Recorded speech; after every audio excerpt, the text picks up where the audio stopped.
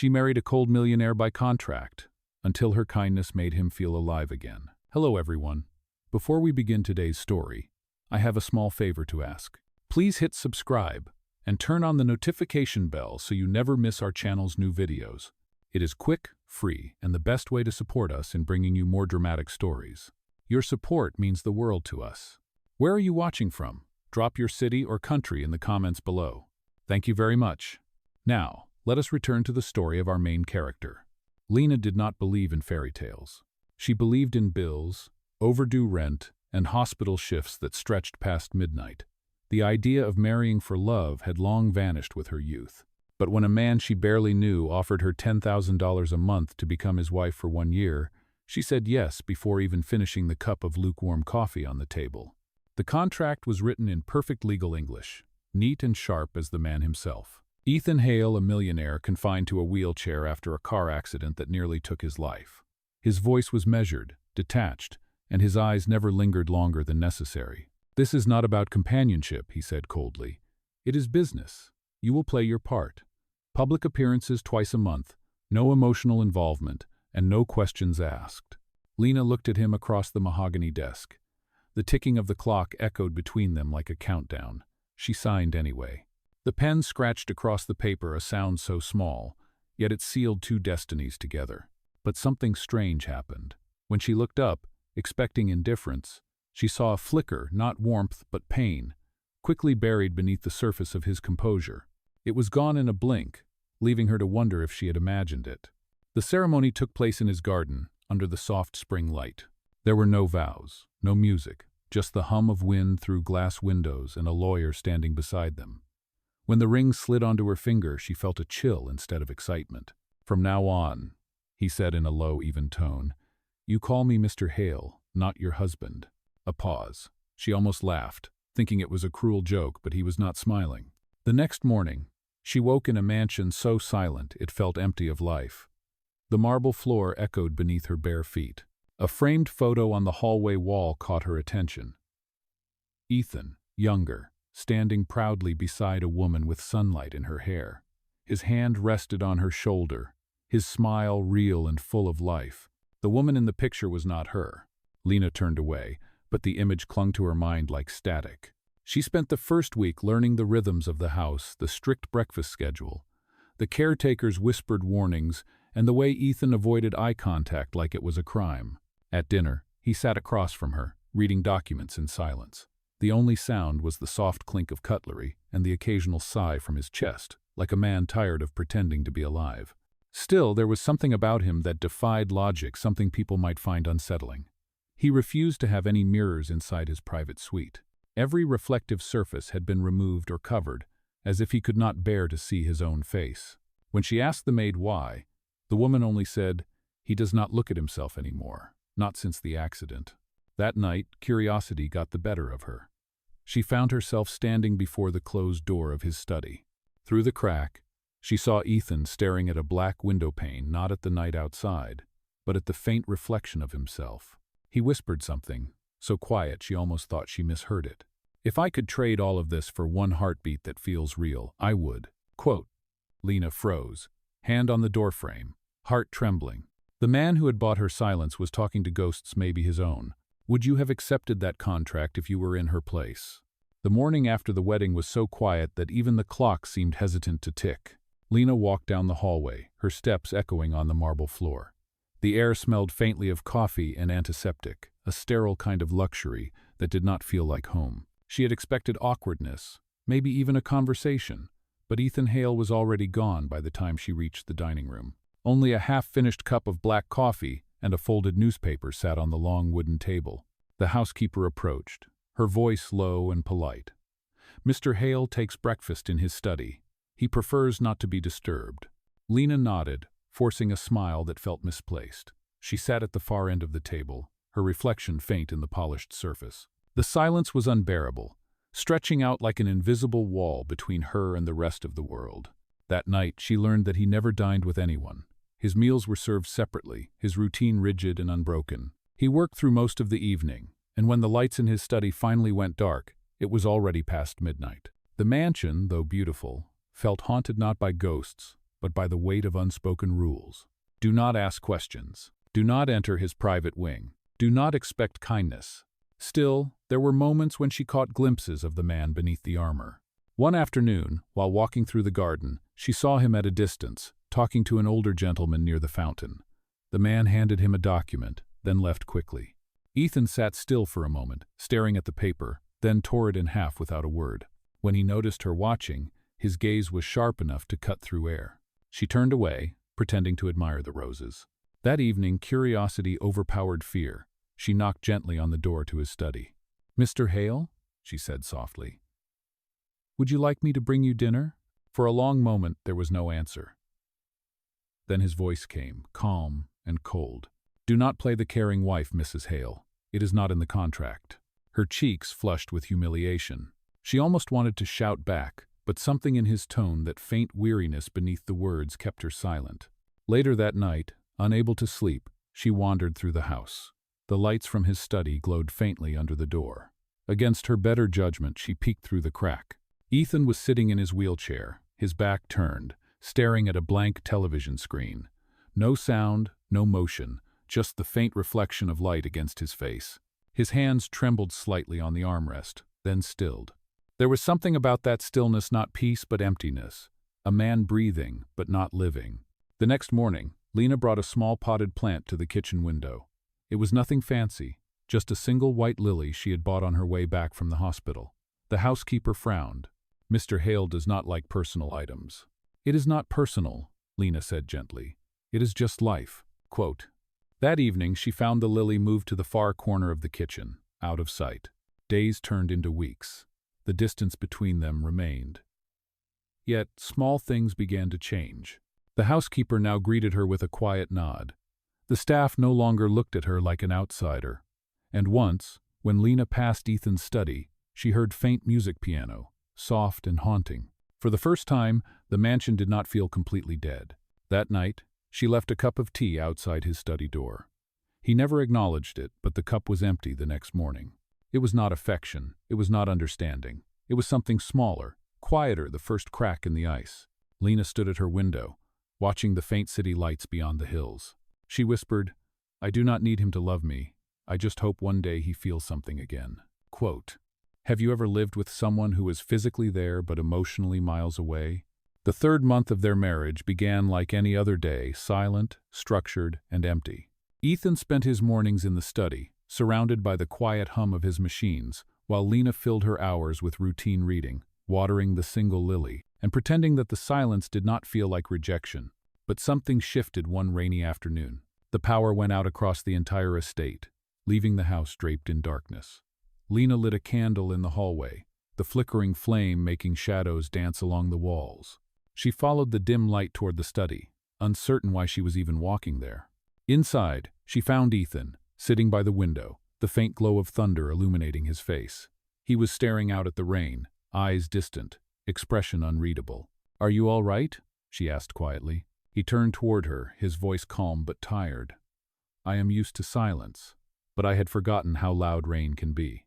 Lena set the candle down on his desk. "It is not loud," she said softly. "It is alive." He looked at her for a long moment, as if trying to understand her words, then glanced away. The reflection of the candle shimmered across his face, and for a brief second, she saw it the loneliness that wealth could never hide. Later that evening, she brought him dinner. For the first time, he did not refuse. He did not thank her either. But when she placed the plate on his desk, he said quietly, "You can leave it there." She nodded, but before turning to go, she noticed a small book on the corner of his desk, The Little Prince. It was worn at the edges, its pages marked with faint pencil notes. "You read this?" she asked, surprised. "I used to," he said simply. "Before life became numbers." Lena smiled faintly. "Would you like me to read it to you?" He blinked once, taken aback, then gave a slight shrug. "If it will help pass the time." That night, she read aloud by candlelight. Her voice was soft, unhurried, filling the silence that had once suffocated them. Ethan listened without expression, but he did not stop her. When she reached the line, "It is only with the heart that one can see rightly," she hesitated. Ethan's eyes were fixed on the candle, his hand tightening slightly on the armrest of his chair. "That is nonsense," he said after a pause. Maybe, she replied, smiling gently. But sometimes nonsense is the only thing that feels real. For the first time since they met, he laughed quietly, unexpectedly, like the sound of glass cracking under warmth. The next morning, Lena found the lily plant moved from the dark corner to the window, where it caught the morning sun. She did not say a word. Days passed, and the atmosphere changed, though neither of them would admit it. He still spoke little, but sometimes, when she entered the room, he would look up and ask, "Will you read again tonight?" One evening, she caught him watching her reflection in the window as she read. His expression was softer, almost human. She stopped mid-sentence and asked, "Why are you looking at me like that?" His voice was calm, but his words carried something deeper. "Because I do not remember what kindness looks like anymore." Lena looked away, heart beating faster than she wanted to admit. That night, long after she went to bed, Ethan stayed awake. He replayed her words, her tone, the quiet warmth she carried into the cold corners of his world. And for the first time in years, he felt restless not from pain, but from something dangerously close to longing. Would you have stayed if the person you cared for refused to let you in?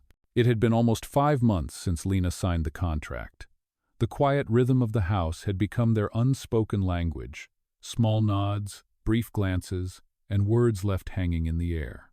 But everything changed the day an invitation arrived, sealed in gold and addressed to Mr. and Mrs. Ethan Hale. The envelope came from the city's most prestigious charity foundation. Ethan's company had been a longtime sponsor, and this event was not optional.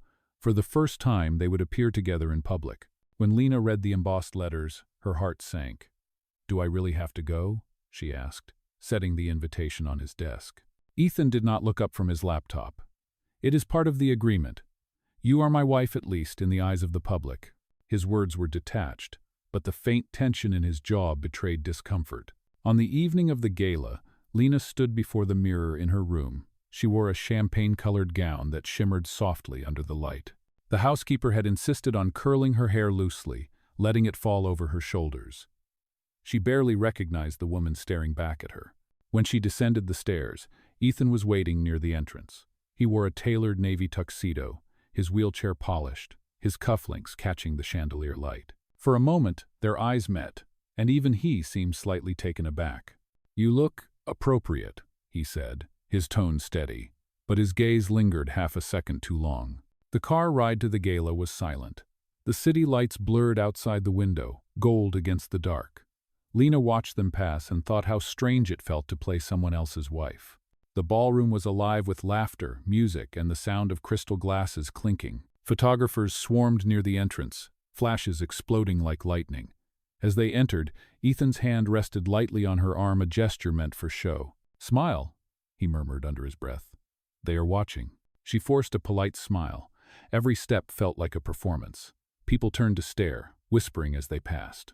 Some offered kind words, others curious glances. "Mr. Hale, it is so good to see you again," a woman said brightly, placing a hand on his shoulder. "And this must be your wife. She is lovely." Ethan nodded with perfect politeness. "Thank you. She has a talent for adaptation." Lena's chest tightened, unsure if it was meant as praise or mockery. Throughout the evening, he played his role flawlessly, charming, composed, untouchable. But when the music softened and a slow song began, something unexpected happened. A guest approached them, smiling. "Mr. Hale, will you and your wife join us for a photo? Perhaps by the dance floor." Ethan hesitated, then gave a short nod. As the photographer positioned them, Lena leaned slightly closer, helping him adjust his chair for the shot. Their faces were inches apart. The flash went off, freezing that moment, a wife leaning toward her husband, his eyes soft for just an instant. Later, she noticed him staring at the printed photo on the table beside his drink. The way he looked at it, quiet, contemplative, made her realize he had seen something neither of them expected. When the night finally ended, the air outside was cool and still. As their car pulled away, Lena glanced at him. "You did well tonight," she said gently. He looked out the window, voice low. "You played your part perfectly." She smiled faintly. "Maybe I stopped pretending for a moment." He turned his head, meeting her eyes with an expression she could not read. "Do not, Claude." That single word lingered in the air like a warning, or maybe a plea. At that moment, neither of them noticed a photographer still standing near the entrance, camera in hand, capturing their car disappearing into the night, along with a look that would later make headlines. Would you have believed that a single photograph could change the course of two people's lives forever? The photograph from the gala spread faster than Lena could have imagined. By morning, it was on every major business blog and social media page, a perfect image of a happy couple. Ethan Hale, the cold millionaire, smiling faintly beside his elegant wife. Lena stared at the photo on her phone. The flash had caught them mid-breath, their eyes reflecting something too real to be fake. She wondered if anyone else could see it, that small, fragile spark that did not belong to the contract. At breakfast, Ethan scrolled through the same image on his tablet. His face was unreadable. "They like us," Lena said quietly, half teasing, half uncertain. He set the tablet down without looking at her. "They like illusions." For a moment she wanted to argue, but his voice was too steady, too final. Still, she noticed something different that day. His door, usually closed, was slightly ajar. The music that played from his study was softer now, piano, calm and melodic. That evening, she walked into the room carrying 2 cups of tea.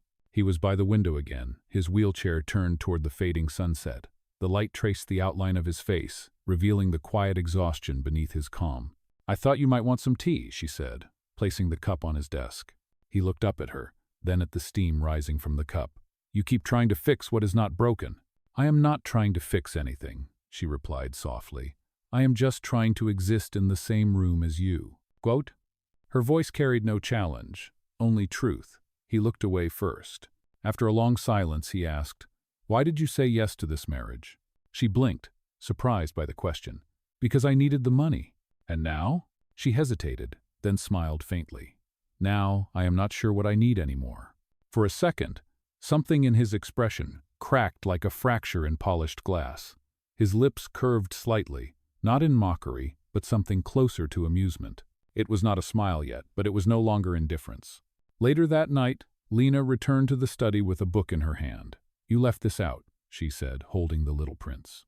He gave a small sigh. "I thought you might take it." "I did," she said, "but I brought it back. You did not finish it." He looked at her as she sat down across from him and opened the book.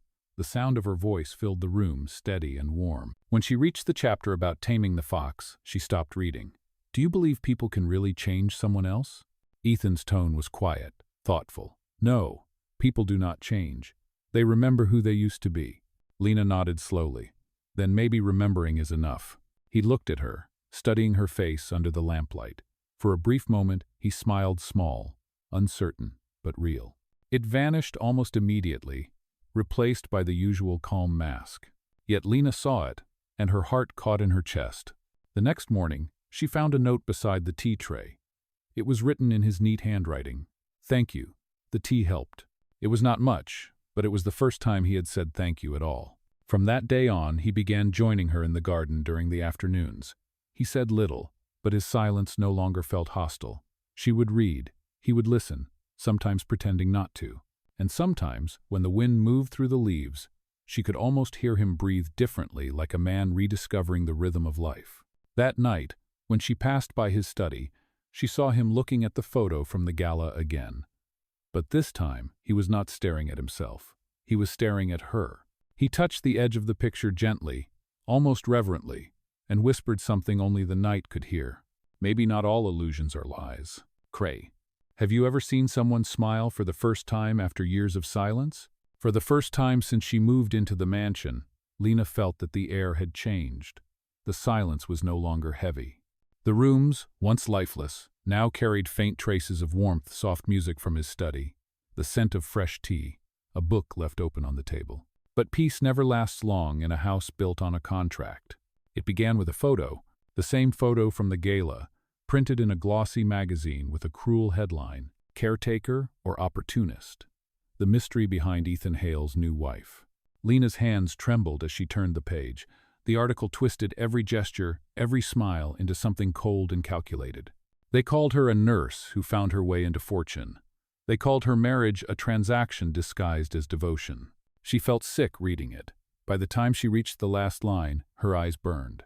She wanted to believe Ethan would not take it seriously. He had to know the truth. But when she entered his study, he was already holding the magazine. "Is this why you signed the contract?" he asked quietly. His tone was calm, but his voice cut sharper than anger. "No," she said quickly. That article is lying, you know it is. He stared at her, his expression unreadable. Do I? You said yes before even meeting me twice. You accepted the terms without question. Tell me, Lena, was it desperation or calculation? Her throat tightened. It was survival. You think I wanted this? You think I wanted to marry a stranger? His jaw clenched, and for a moment she saw the pain behind his eyes. But it was gone as fast as it came. I warned you, he said softly. This was never supposed to mean anything. Lena's voice cracked. It started that way, yes. But things changed. You changed. Quote. He looked away, the light from the window reflecting off his wheelchair. Maybe that was my mistake. The words hit harder than any shout could. Lena stepped back, shaking her head. You are not being fair. I stood by you when everyone else turned their back. And now everyone sees you as a saint, he replied bitterly. Congratulations. Her eyes filled with tears, not from guilt, but from disbelief. You think I care about what people say? He did not answer. His silence told her everything. She walked out before the tears could fall. Outside, the rain had started, soft at first, then heavier. The wind pushed against her as she stepped onto the driveway. She did not take an umbrella. She needed the rain, needed something cold to remind her she was still real. From the window upstairs, Ethan watched her go. The raindrops blurred his view until she became just a shadow in the storm. Hours passed before she returned. Her hair was soaked, her dress clinging to her skin. She paused at the front door, unsure if she was even welcome anymore. The housekeeper tried to speak, but Lena shook her head. Please, do not say anything. She walked quietly to her room and sat by the window, staring at the reflection of lightning on the glass. In the study, Ethan was still awake. The magazine lay on the floor beside his wheelchair, crumpled, the ink smudged by his own fingerprints. He picked it up, looked at the headline again, and something inside him twisted. He had built walls to protect himself from pain, but now those walls were suffocating him. He whispered to the empty room, "Why does it hurt when she walks away?" But there was no answer, only the sound of rain beating against the windows, echoing through the hollow rooms like a heartbeat. Would you have walked away if the person you cared for stopped believing in you? The rain did not stop for 3 days. The mansion fell silent again, not the silence of peace, but the kind that presses against your chest and makes it hard to breathe. Lena moved quietly, avoiding Ethan's study. Meals were left at the door, untouched. The staff spoke in whispers. It felt as though the warmth they had built had vanished overnight. On the 4th morning, while walking through the library, Lena found a folder on one of the lower shelves. It was misplaced, half hidden beneath a pile of old financial reports. The label on the cover read simply, "The Contract." Curiosity told her to leave it alone, but her trembling hands did not listen. Inside, she found the original agreement she had signed, and something she had never seen before. Attached behind the legal document was a letter, handwritten in elegant, uneven script. It was not addressed to her, but to Ethan. It began, "If you are reading this, it means I am gone. You always believed in saving others, Ethan. Maybe now someone can save you." Quote. The letter was signed by Amelia Cross. Lena froze. She remembered the name. It was the same woman in the photograph that hung in the hallway, the woman Ethan once smiled beside. Her hands shook as she continued reading. Amelia's letter explained that she had been Ethan's fiancée, the one who died in the same car accident that left him paralyzed. She had been a doctor, and before her death, she had written a request to Ethan's lawyer.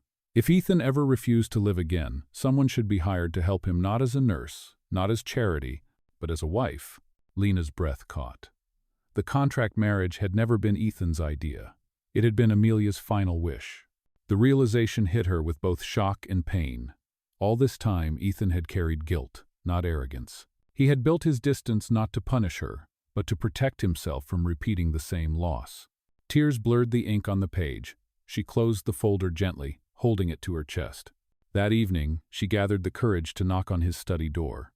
There was no answer, so she entered quietly. Ethan sat by the window, the gray light of dusk washing over him.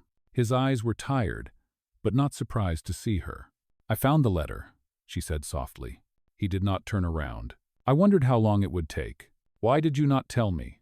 His voice was low, steady, but heavy with regret. "Because it was not supposed to matter. You were supposed to help me return to the world, not understand the reason why." Lena stepped closer. "You think protecting me from the truth will protect you from pain?" He let out a faint laugh. Pain is the only thing that reminds me I am still here. She knelt beside his chair, her voice trembling. You are not the only one who lost something. You just chose to hide it behind money and silence. Ethan looked down at her then, his eyes meeting hers for the first time in days. And what do you think I am hiding now? The part of you that still wants to live, she whispered. For a long moment, neither of them spoke. The storm outside began to fade, replaced by the steady rhythm of falling water against the roof. Ethan exhaled slowly. She wanted me to find peace. Instead, I turned her memory into a prison. Lena's hand moved to his, hesitant but steady. Then let her go. Let her rest, and let yourself live. His hand did not move, but his fingers tightened around hers, just enough to feel real.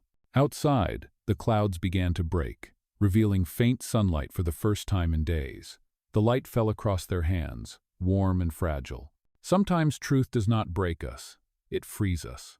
The morning after their conversation, sunlight poured through the mansion's windows for the first time in weeks. Dust particles floated in the golden light, and for once, the silence did not feel like loneliness. It felt like possibility. Lena woke early and walked into the garden. The white lily she had planted months ago had bloomed again, delicate and bright. She smiled faintly, touching one of its petals. Life had returned not loudly, but softly, quietly. Inside, Ethan was already awake. He sat by the window, looking out toward the same garden, his expression thoughtful. When she entered the room with his breakfast, he spoke before she could say a word. Yesterday, when you said I should let her rest, he began, his tone measured. I did not realize how long I had been keeping her ghost alive. Lena set the tray down gently. You did not keep her alive, she said softly. You kept yourself frozen. He turned his head, meeting her eyes. And what do I do now, Lena? She smiled, the kind of smile that carries both sadness and hope. You live. You start small. That afternoon, she found him in the physical therapy room, a place he had not entered in months. The equipment was still there. Parallel bars, balance rails, and resistance straps covered in dust. Ethan wheeled himself to the bars, staring at them as if they were both a challenge and a memory. You do not have to do this today, she said quietly. I have done nothing for too long, he replied. His hands gripped the rails, trembling slightly. It took everything he had to pull himself upright. His arms strained, his legs weak beneath him. For a moment, his balance faltered, and Lena stepped forward instinctively, reaching out to steady him. He shook his head. Do not pity me, just stay. She did not move away. Then I will stay, she whispered. He tried again, pushing upward, his breath heavy, his jaw clenched. Sweat gathered at his temples, and then for the briefest moment he stood. Not tall, not steady, but standing nonetheless. When his legs gave out, she caught him before he could fall. They stayed that way for a moment, breathless, close, silent. He looked at her, his voice low but certain. I almost forgot what it feels like to fight for something. Lena smiled through tears she did not realize had fallen. You did not forget. You just stopped believing you could. Cry. From that day forward, Ethan began his therapy again, slowly, patiently. Each morning he tried to stand a little longer, walk a little further with support. And each time, Lena was there not to push him, not to fix him, but to remind him that he was not alone. The staff noticed the change. The music in the halls returned. Meals were shared again, and laughter, small, hesitant laughter, began to fill the spaces between conversations. One afternoon, Lena sat reading on the patio when she heard footsteps. She turned around. Ethan was standing, holding onto a cane for balance, his face pale but determined. You should be resting, she said, half shocked, half proud. I have rested enough, he said, a faint smile on his lips. He walked toward her, each step slow and deliberate. When he reached her side, he looked at her the way someone looks at sunlight after a long winter. Thank you, he said quietly. For what? For being patient when I gave you every reason not to be. She smiled. You never owed me gratitude, just honesty. The wind shifted, carrying the scent of lilies from the garden. For the first time since the contract was signed, the mansion felt alive, filled not with obligations, but with hope.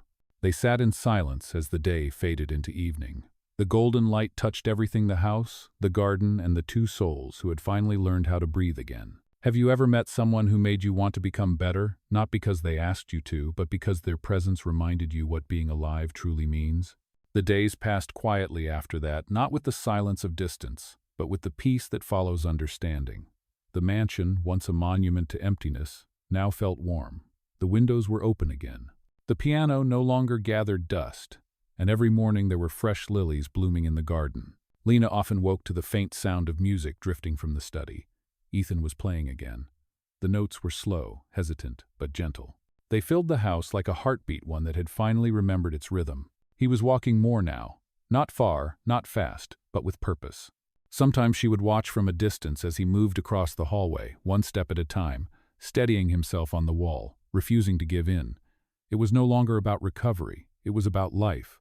One evening, as the sun dipped low beyond the hills, painting the room in gold, Lena sat at the table with a stack of letters. They were all from people who had seen that photo months ago, the one from the gala, and had written to tell her how lucky she was. She read them quietly, then smiled to herself. They would never understand. What they saw as luck had begun as survival, turned into pain, and ended as something real. Ethan entered the room, leaning slightly on his cane. "You still get those?" he asked with a faint smile. She nodded. Apparently, the world loves a fairy tale. He chuckled softly. If only they knew the truth. She met his eyes. Maybe they do not need to. For a while they sat in silence, the last light of day warming the room. Then Ethan reached into his jacket pocket and placed a folded paper on the table. Lena unfolded it and recognized the contract, the same one she had signed nearly a year ago. The ink had faded slightly. "It expires tomorrow," he said. She looked at him, her voice barely above a whisper. "And what happens after that?" He hesitated, his gaze steady. "Whatever you want to happen," she smiled faintly. "You could have just told me that months ago." He smiled too, the kind of smile that carried no pain, only peace. "I was not ready to mean it before." That night they sat in the garden together. The air was cool, and the scent of lilies drifted through the breeze. Above them, the stars scattered across the sky like fragments of something eternal. Lena looked up, her voice soft. "Do you ever think about her?" Ethan nodded slowly. "Every day. But it does not hurt the way it used to. She wanted me to live. I think she would have liked you." Lena smiled through the quiet ache in her chest. "Then I will take that as a compliment." He turned to her, his expression sincere. "You were never part of a contract, Lena. You were the choice I did not know I needed to make." She said nothing at first, just reached out and took his hand. The warmth between them spoke louder than words ever could. A soft breeze rustled the lilies beside them. Somewhere in the distance, the clock struck midnight, a quiet reminder that their one-year agreement had come to an end. Lena looked at him, her eyes reflecting the candlelight from the porch. "So this is it," she whispered. Ethan nodded. "No more pretending. Goo." He reached out, brushing a strand of hair from her face. "You once said you hoped I would feel something again. You were right. I do." She smiled, her eyes glistening. "Then maybe we both found what we needed." The night settled around them like a soft blanket. The world outside went on, but for that moment, time stood still.